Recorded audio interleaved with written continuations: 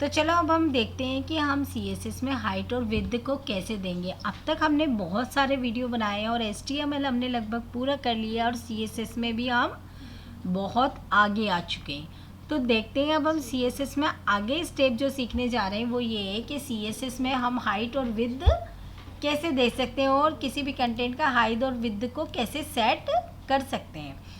अब फिर मैं एक बात कहना चाहूँगी, अगर अभी तक आपने मेरी HTML की प्लेलिस्ट को एक्सेस नहीं किया है तो आप उसे एक्सेस कर लें, क्योंकि जब तक हमारा HTML नहीं होगा तब तक आपको CSS समझ में नहीं आएगा, तब तक आपको जावास्क्रिप्ट समझ में नहीं आएगी। तो अभी हम CSS सीख रहे हैं और जल्दी जल्दी मैं CSS को कंप्लीट कराने की कोशिश कर रही हूँ ताकि जल्दी से हम एक प्रोग्रामिंग लैंग्वेज की तरफ बढ़ सकें और उसको कर सकें।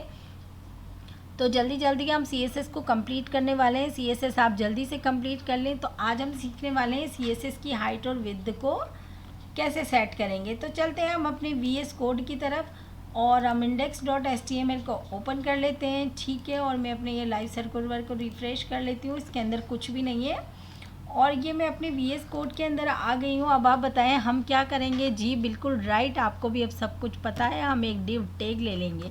ये मैंने ले लिया है एक div टैग, ठीक है। और मैंने div टैग के अंदर एक ID दे दी है, जैसा हम हमेशा करते हैं। ID को मैंने एक नाम दे दिया है H1। यहाँ तक आपको सब कुछ समझ में आ गया होगा। अब हम क्या करेंगे, एक पैराग्राफ जनरेट करेंगे।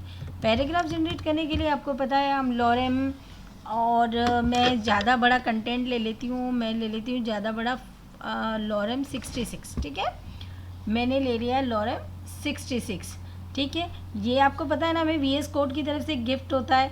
हम लॉरेम 66 अगर लिखेंगे और एंटर प्रेस करेंगे तो ऑटोमेटिक हमारे पास एक पैराग्राफ लिखा हुआ आ जाएगा, ठीक है। चलो तो हम देते हैं जल्दी जल्दी इसकी हाइट और विड्थ ताकि हमारा टाइम बिल्कुल भी ख़राब नहीं हो। तो हम style.css की तरफ चलते हैं। आपको पता ही है हम ID के लिए एक हैशटैग का यूज़ करते हैं। ये मैंने हैशटैग का यूज़ किया है।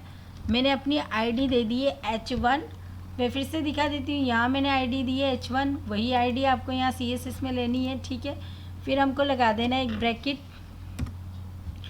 अब मैं क्या है बैकग्राउंड में पहले तो एक कलर डाल देती हूँ, क्योंकि जब तक बैकग्राउंड में कलर नहीं हो ना मुझे अच्छा नहीं लगता। मुझे वाइट स्पेस बिल्कुल अच्छा नहीं लगता है। बैकग्राउंड कलरफुल होता है ना तो ही मुझे अच्छा लगता है।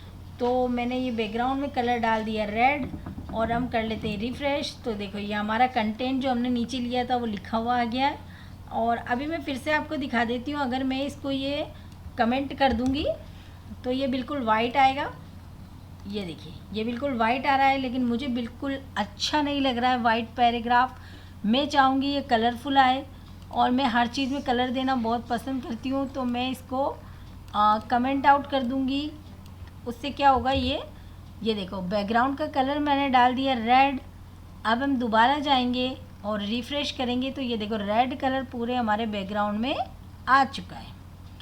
तो अब हम दे देते हैं इसको एक हाइट और एक विड्थ।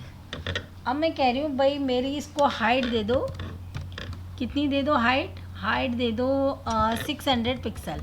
मैं ज़्यादातर हाइट और विड्थ पिक्सल में ही देना पसंद करती हूँ। तो ये मैंने 600 पिक्सल दे दिया है। अब मैं रिफ़्रेश करूँगी तो ये देखो ये मेरा 600 पिक्सल में पूरा हाइट हो चुका है, ठीक है ना। अब मैं इसको कहूँगी जो मेरा विड्थ है वो दे दो, जो मेरा विड्थ है वो दे दो 400 पिक्सल, ठीक है। कितना दे दो 400 पिक्सल, ठीक है। तो मैंने इसका विड्थ दे दिया है 400 पिक्सल। तो ये देखो ये 400 पिक्सल में आ चुका है। अब मेरा क्या हाइट मुझे बहुत ज़्यादा लग रहा है तो मैं हाइट को कर दूंगी कम 300 पिक्सल, ठीक है। अब मैंने 300 पिक्सल किया है तो मैं रिफ़्रेश करूँगी तो अभी भी मुझे कंटेंट से बड़ा ही लग रहा है। तो मैं और इसको छोटा कर दूँगी, मैं कहूँगी मेरी दे दो 200 पिक्सल।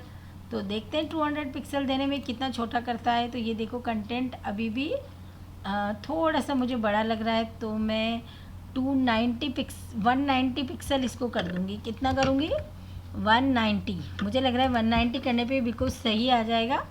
190 पिक्सल करने पे मैं ये देखो मैंने थोड़ा और छोटा इसको कर दिया है। तो ये देखो पूरा कंटेंट मेरा एक बॉक्स के अंदर आ गया है, रेड कलर के बॉक्स में, हाइट और विड्थ देने की वजह से। मैंने पहले कंटेंट लिखा, फिर उसके बाद इसको कलर दिया, फिर हाइट और विड्थ देके एक बॉक्स में मेरा पूरा कंटेंट मैंने फिट कर दिया।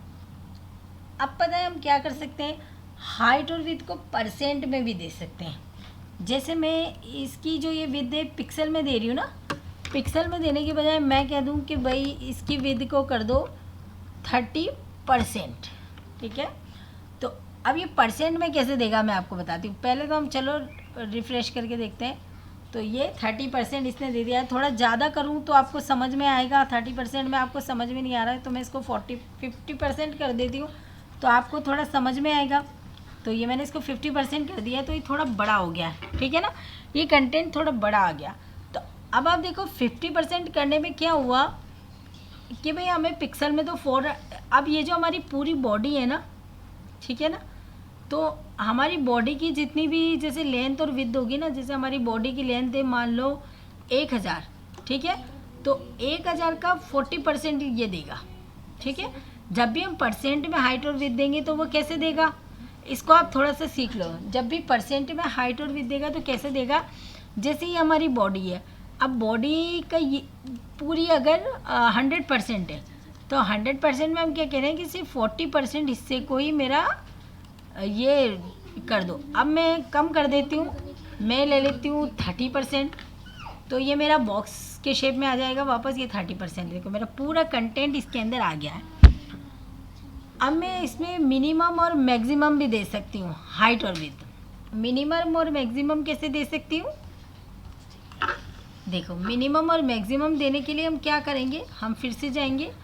अब मैं इसको कहूँगी मेरी मिनिमम हाइट हो जाए, क्या कहूँगी भाई, मेरी मिनिमम मैक्सिमम हाइट हो जाए। मैं कह दूँगी इसको, क्या बोलूँगी, मेरी मैक्सिमम हाइट हो जाए।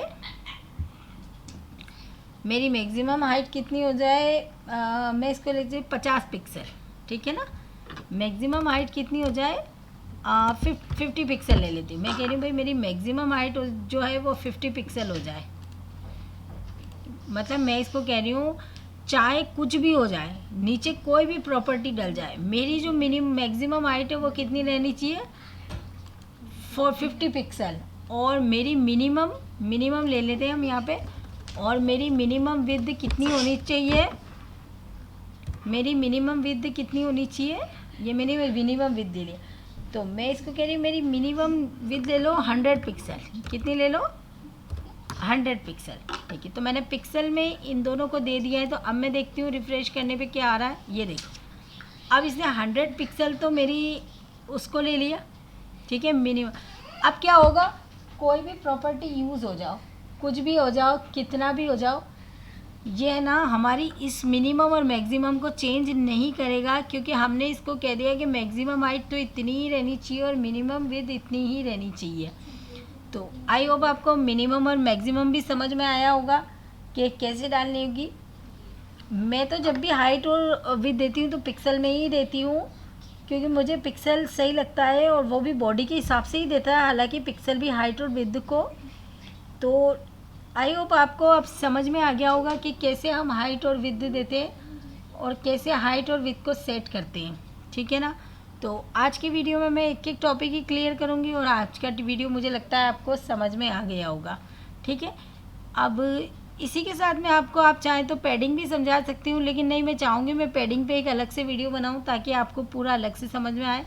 तो आप पहले हाइट और विड्थ को इससे अच्छी तरह से सीख लें और आपको ये पूरा समझ में आ जाएगा, ठीक है। मैं होप करती हूँ कि ये आपको समझ में आ गया होगा। एक बार और मैं आपको लाइव सर्वर में दिखा देती हूँ कि ये देखो, ये मेरा हाइट और विड्थ है, ये आपको समझ में आ चुका होगा।